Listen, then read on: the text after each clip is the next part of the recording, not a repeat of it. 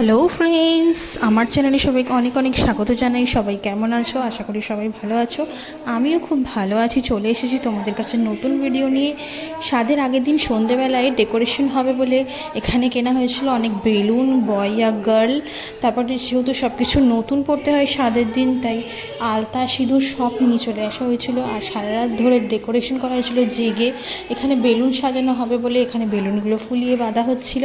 অনেকে ছিল, সবাই মিলে একসাথে হয়ে অনেক কাজ করে দিয়েছে হাতে হাতে। এখানে সবাই বয় আর গার্ল হবে এটা নিয়ে ডিসকাস করছিল, তাই এত সুন্দর সুন্দর, খুব সুন্দর সুন্দর ছিল বয়ের গার্ল, হাত পা খুব সুন্দর সুন্দর ছিল। সেই জন্য সেগুলো নিয়ে সবাই ভিডিও করছিল।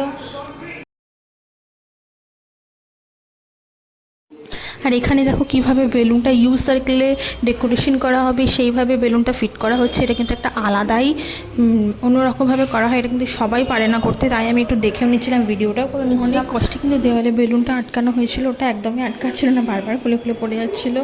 শেষমেশ অনেক কষ্টে অ্যাট লাস্ট পুরো ডেকোরেশনটা কমপ্লিট হয়েছে। রাত 2-2:30 বেজে গেছে, তারপরে শুতে শুতে আমাদের 3টে বেজে গেছে।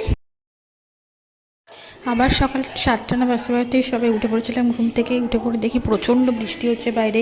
সবাই খুব টেনশনে পড়ে গেছিলাম কীভাবে লোকজন আসবে, কীভাবে এত বড় কাজটা কমপ্লিট হবে। তো শেষে আমি তাড়াতাড়ি স্নান করে রেডি হয়ে আলতা পরতে, তারপরে ঘরের রিচুয়ালসগুলো কমপ্লিট করতে করতেই বৃষ্টি থেমে যায়।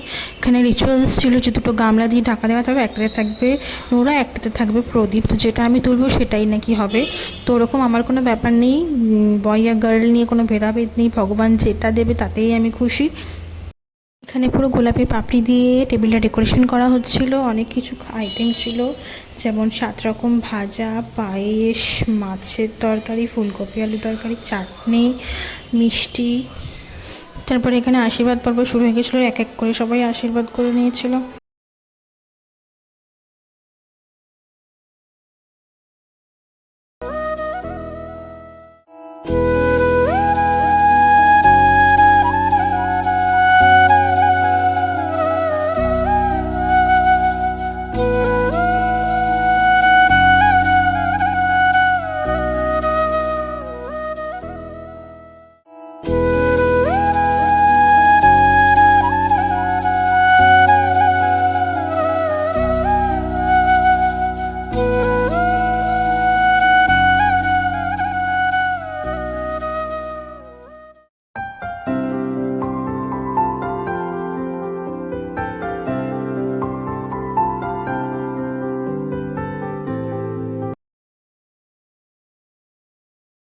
এখানে একটা নিয়ম ছিল যে সব কিছু আইটেম একটু একটু করে নিয়ে ভাতের সাথে মাখিয়ে নাকি সেটা কাউকে খাইয়ে দিতে হয়, সেই রিচুয়ালসটাই হচ্ছিলো এখানে।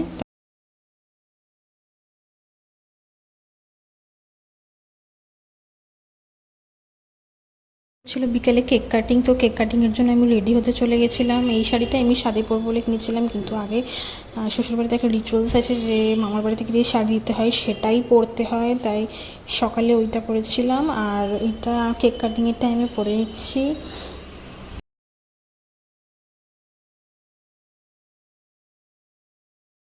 এখানে কেক কাটিংও শুরু হয়ে গেছে।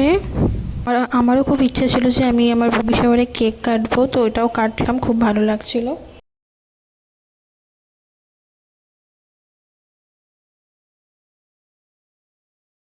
এখানে কেকের ফটোটাও একটু দেখে নাও সবাই। আবার অন্য কোনো ভিডিওতে দেখা হবে সবার সাথে, ততক্ষণের জন্য টাটা।